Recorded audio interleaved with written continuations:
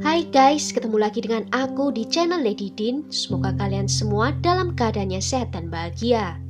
Seorang ibu muda tewas seketika saat sesosok pria berambut palsu menarik pelatuk ke arah dirinya. Apa yang terjadi dan bagaimana kisah lengkapnya? Tanpa basa-basi lama-lama, kita langsung masuk ke ceritanya ya. Sebelumnya, jangan lupa untuk subscribe dulu channel ini dan nyalakan lonceng notifikasinya supaya kalian tahu video terbaru dari aku.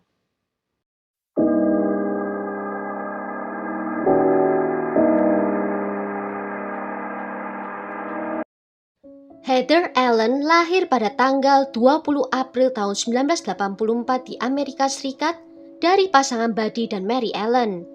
Heather memiliki satu orang adik laki-laki bernama Henry. Orang tua Heather sangatlah religius, jadi tidak mengherankan jika Heather bertemu dengan calon suaminya, Stephen Stroop, di sebuah kelompok remaja. Pada bulan Mei tahun 2004, Heather dan Stephen menikah, dan pada bulan September tahun 2007, putra mereka yang bernama Carson lahir ke dunia. Heather sangat bersemangat untuk menjadi seorang ibu dan akan melakukan apa saja untuk bisa memberi dirinya dan putranya kehidupan yang lebih baik. Heather menjadi seorang ibu yang sangat sibuk karena dia juga harus bekerja di toko bunga keluarga. Putranya digambarkan sebagai anak yang penurut dan selalu ikut berada di toko bunga bersama dengan Heather. Heather mulai memberitahu teman-temannya kalau dia memiliki masalah dengan ibu mertuanya yang bernama Joanna Hayes. Joanna sering datang ke toko bunga dan mencoba untuk mengajak Carson keluar dari toko. Heather merasa kalau dia harus mulai bersikap tegas kepada ibu mertuanya tentang tidak membawa Carson keluar dari toko seenaknya sendiri.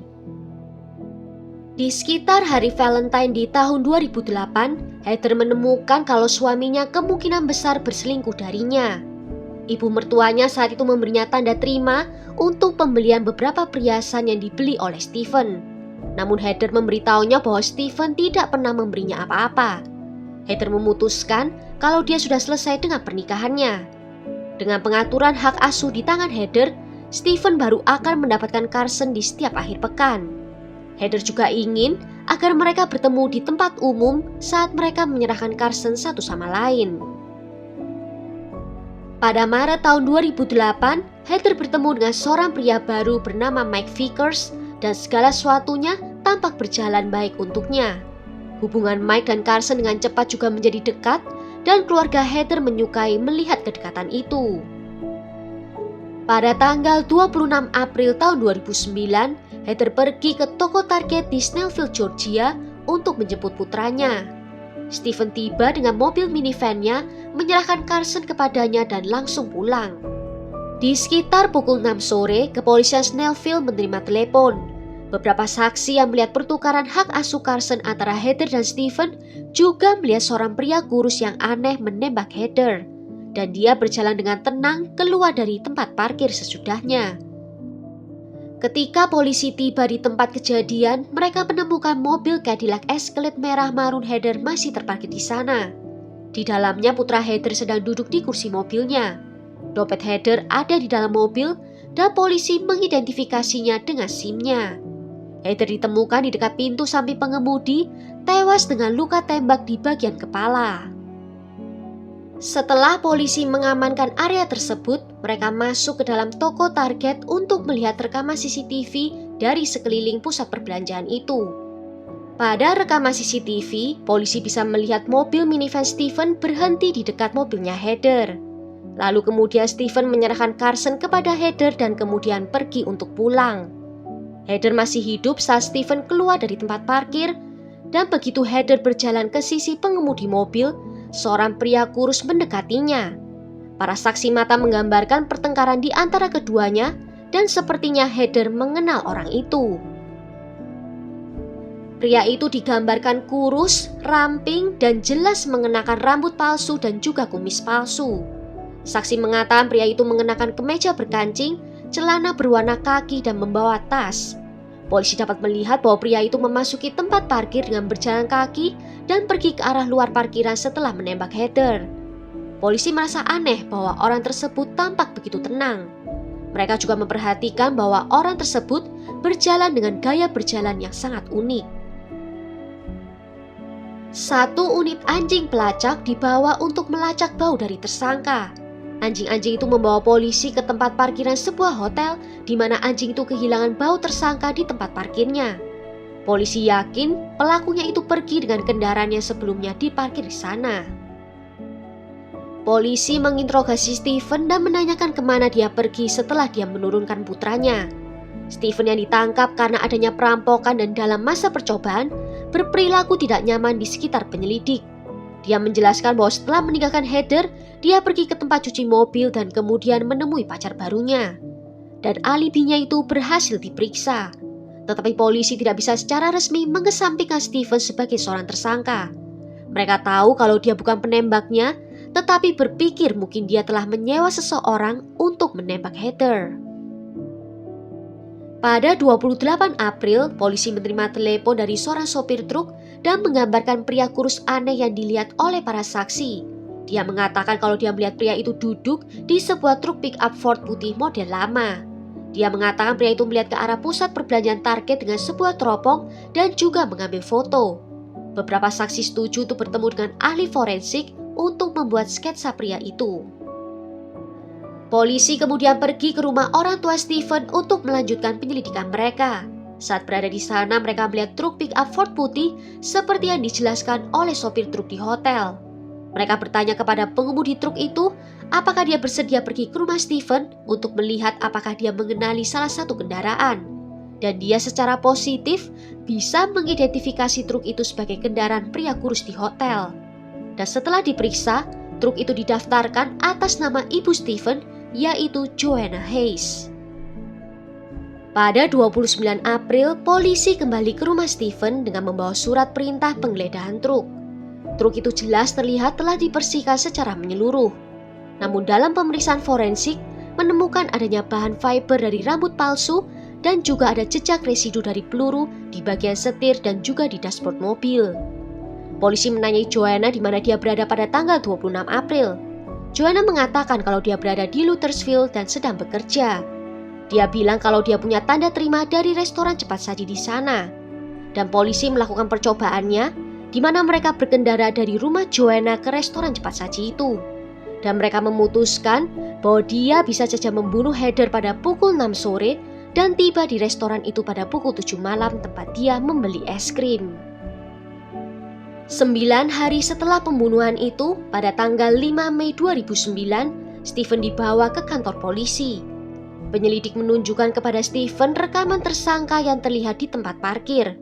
Steven tampak terguncang ketika dia mengenali orang dalam video itu dan mengidentifikasi orang tersebut sebagai ibunya sendiri.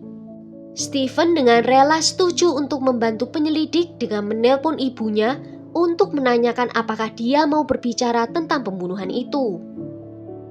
Di telepon, Steven terdengar memberitahu ibunya bahwa orang di rekaman CCTV itu terlihat dan berjalan seperti dirinya.